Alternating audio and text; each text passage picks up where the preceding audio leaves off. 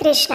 एकादशी तिथि सभी व्रतों में सर्वश्रेष्ठ है। ये भगवान श्री कृष्ण की शुद्ध भक्ति प्रदान करने में अत्यंत महत्वपूर्ण और सहायक तिथि है। इसका व्रत पालन करने से वर्ष के सभी व्रतों का फल स्वतः ही मिल जाता है। और ऐसी एकादशी तिथि है चैत्र मास के शुक्ल पक्ष में आने वाली कामदा एकादशी।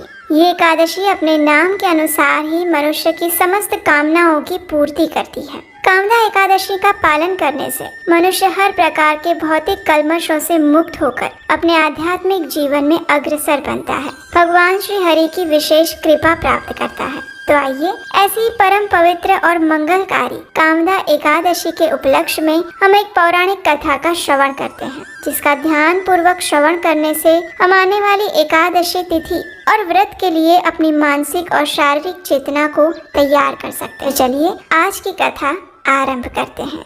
ये एकादशी अपने नाम को चरितार्थ करती है, यानी वह उसके पालन करने वालों की सभी मनोकामनाएं पूर्ण करती है। लेकिन इस एकादशी की दो विशेष बातें भी हैं। पहली तो ये कि ये हिंदू नव वर्ष की सबसे पहली एकादशी है, और दूसरी ये कि इस एकादशी के अगले दिन यानी द्वादशी पर एक विशेष पर्व आता है, जिसे दमनक आरोपण द्वादशी के नाम से जाना जाता है। और इसके पीछे का इतिहास क्या है, तो आइए इस कामदा एकादशी के उपलक्ष्य में हम इस इतिहास की भगवान श्री जगन्नाथ से जुड़ी हुई एक विशेष लीला का श्रवण करते हैं। ये बात है अनेक वर्षों पूर्व की, जब जगन्नाथ पुरी धाम में एक राजा राज्य करते थे। वे भगवान जगन्नाथ के बड़े भक्त थे। अब एक दिन ऐसा हुआ कि सुबह सुबह पुजारी ने जगन्नाथ जी के गर्भगृह के द्वार खोले तो उन्हें जगन्नाथ जी का एक वस्त्र नीचे गिरा हुआ मिला, और ये देखकर वे अत्यंत प्रसन्न हो गए, क्योंकि ये शुभ संकेत था। तो बस सभी पुजारी प्रसन्न होते हुए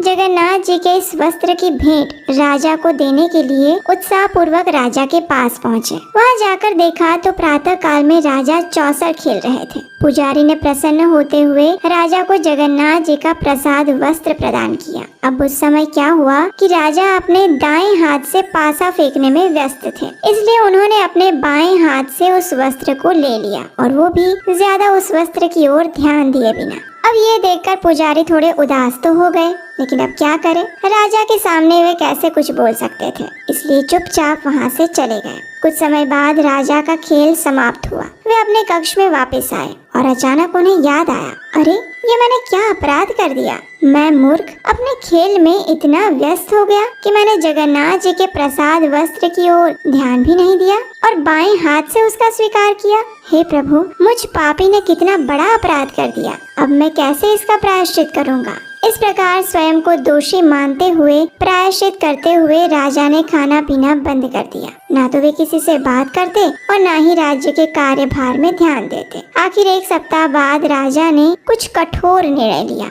राजा ने सोचा, हे प्रभु, मैंने अपने बाएं हाथ से आपके प्रसाद वस्त्र का स्वीकार किया और इस प्रकार एक बड़ा अपराध किया, इसलिए मेरा प्रायश्चित यही है कि मैं अपने इस बाएं हाथ को काट दूं। लेकिन अब अपने ही हाथ को कैसे काटा जाए, तो उन्होंने एक उपाय ढूंढ निकाला। राजा ने अपने विशेष मंत्री को बुलाया और उनसे कहा, हे मंत्री, कुछ दिनों से कोई बात है जो मुझे परेशान कर रही है। जब भी मैं रात को सोने जाता हूँ तो मेरी खिड़की में से एक लंबा सा हाथ आता है और वो मेरा स्पर्श करने का प्रयास करता है। ये देखकर मैं भयभीत हो जाता हूँ और इसी कारण से पिछली कई रातों से मैं सो नहीं पाया हूँ। अपने राजा को इस प्रकार उदास देखकर मंत्री ने कहा, हे राजन, आप चिंता ना करें, हम अभी इस भूत को भगाने के लिए विशेषज्ञ तांत्रिकों को बुलाते हैं। इतना कहकर मंत्री ने अपने राज्य के कुछ ज्ञानी तांत्रिकों को बुला लिया। सभी ने बैठकर राजा के उस कक्ष में पूजा विधि की और अच्छी खासी दान दक्षिणा लेकर चले गए, लेकिन कुछ लाभ नहीं हुआ। दूसरे दिन फिर से राजा ने वही व्यथा प्रकट की।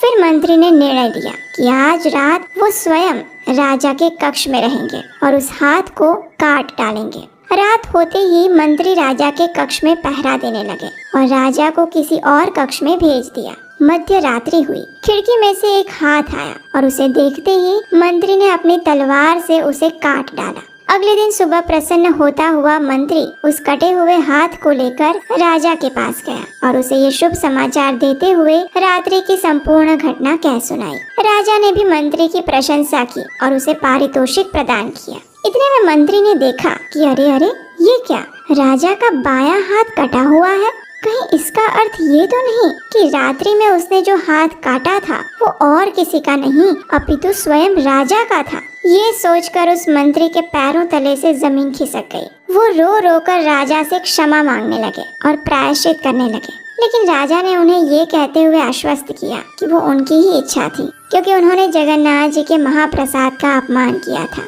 फिर भी दुखी हृदय से मंत्री राजा का वो हाथ लेकर जगन्नाथ वल्लभ उद्यान में चले गए और उन्हें वहाँ बड़े आदर सत्कार से समाधि दी। अब राजा का एक हाथ तो कट गया, इसलिए जगन्नाथ मंदिर के नियम अनुसार अब वे जगन्नाथ जी की प्रत्यक्ष सेवा मंदिर में तो नहीं कर सकते थे।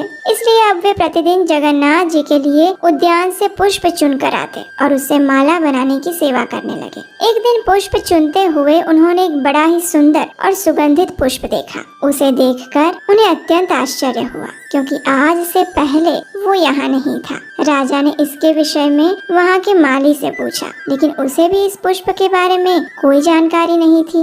राजा ने माली से कहा कि इस पुष्प वाले पौधे का विशेष ध्यान रखा जाए, और ये कहकर राजा चले गए। अब अगले दिन जब वे उस स्थान पर आए तो उस पौधे से कुछ पुष्प तोड़े गए थे। ये देखकर राजा अत्यंत क्रोधित हो गए। आखिर उनके मना करने के बाद भी किसने ये पुष्प तोड़ने की हिम्मत की? उन्होंने माली को बुलाया, लेकिन माली को भी नहीं पता था। अब राजा को ये लगने लगा कि ये माली झूठ बोल रहा है और उसी ने ये पुष्प तोड़े हैं, इसलिए उसे दंड देना चाहिए। माली राजा से रोते हुए क्षमा याचना करता रहा, लेकिन राजा नहीं माने। उन्होंने उस माली को बंदी बनाकर कारागृह में डाल दिया। अब माली यही सोचता रहा कि आखिर उसका अपराध क्या है। ये सोचते हुए उस माली ने जगन्नाथ जी से प्रार्थना की कि अब वही उन्हें इस संकट और राजा के दंड से बचा सकते हैं। और हमारे जगन्नाथ जी तो है भक्तवत्सल। उसी रात्रि वे पहुंच गए राजा के स्वप्न में और राजा से कहने लगे, हे राजन, तुमने व्यर्थ ही उस माली को बंदी बनाया है। ये सत्य है कि इन फूलों की चोरी के विषय में उसे कुछ भी ज्ञात नहीं। वास्तव में ये पुष्प और उसकी सुगंध मुझे अत्यंत प्रिय है, इसलिए इन पुष्पों की चोरी मैंने स्वयं की थी। ये पुष्प मुझे अत्यंत प्रिय है, क्योंकि ये उसी स्थान पर उगा है जहाँ तुम्हारे कटे हुए हाथ को मंत्री ने समाधि दी थी। वास्तव में ये स्थान और ये पौधा मेरे प्रति तुम्हारी भक्ति और करुणा को दर्शाता है, इसलिए इस पुष्प का नाम होगा दयान पुष्प। जाओ इसी क्षण उस माली को मुक्त करो, और आज से उस माली का नाम होगा दयान माली। और कल चैत्र शुक्ल पक्ष की चतुर्दशी तिथि है। मैं चाहता हूँ कल इसी दयान माली द्वारा इन्हीं पुष्पों से मेरा श्रृंगार किया जाए और इस उत्सव को प्रतिवर्ष मनाया जाए। और मैं तुम्हारी भक्ति से अत्यंत प्रसन्न हूँ। तुम्हें आशीर्वाद देता हूँ कि तुम्हारा कटा हुआ हाथ भी वापस आ जाएगा। इतना कहकर जगन्नाथ जी चले गए। राजा उठे तो उनका कटा हुआ हाथ वापस आ चुका था। उन्होंने जाकर माली को कारागृह से मुक्त किया, उसे सम्मानित किया, उससे क्षमा मांगी। तो यही कारण है कि चैत्र मास के शुक्ल पक्ष की त्रयोदशी और चतुर्दशी तिथि पर प्रत्येक वर्ष जगन्नाथ जी को इन्हीं दयान पुष्पों और उसके पत्तों से विशेष श्रृंगार किया जाता है। और इस बार ये पर्व आ रहा है एकादशी के ठीक अगले दिन, यानी द्वादशी पर। तो ये थी इस कामदा एकादशी के उपलक्ष्य में एक विशेष कथा। ये कथा आपको कैसी लगी, ये हमें नीचे कमेंट बॉक्स में लिखकर बताना मत भूलिए।